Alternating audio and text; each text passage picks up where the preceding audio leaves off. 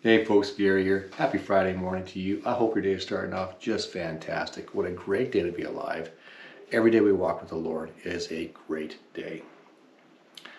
We've been looking at faith for the last couple days and having faith in God against all odds and having extraordinary faith and people who had extraordinary faith in the Bible. And today we're going to look at Rahab, and we find her in Joshua and in Joshua chapter 2.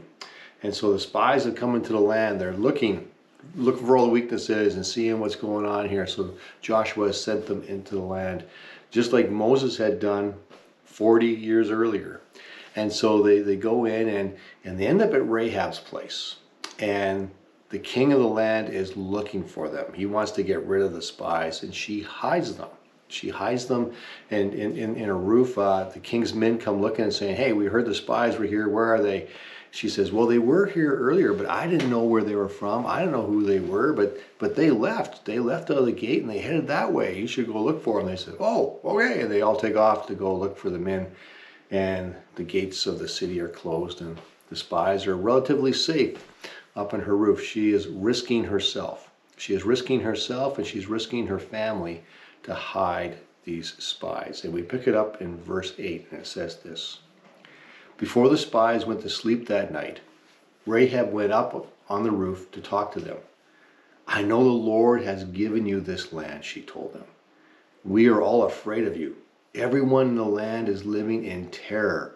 We have heard how the Lord made a dry path for you through the Red Sea, and when you left Egypt, and we know what you did to Sihon and Og, the two Amorite kings east of the Jordan River, whose people you completely destroyed.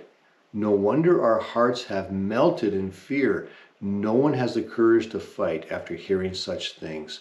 For the Lord your God is the supreme God of the heavens above and the earth below.'" She has incredible faith in God. And from what I read from this, the people of that area had more faith in God than the Israelites had 40 years ago when they came to conquer the land.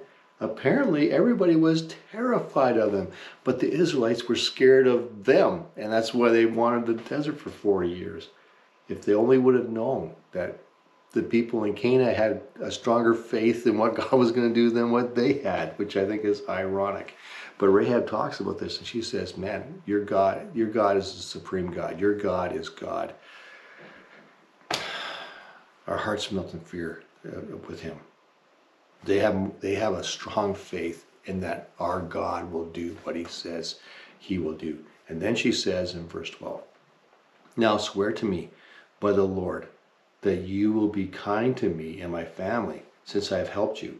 Give me some guarantee that when Jericho is conquered, you will let me live along with my father and mother and my brothers and my sisters and all their families." And so by her faith, she saves her families from the invasion that's coming in. She saves them because she believes that the Lord God, the supreme God, is going to be victorious and that he can save her, that they will have mercy on her. And they do have mercy on her. They come up with a sign, say, "Do this and do that, and you'll be safe."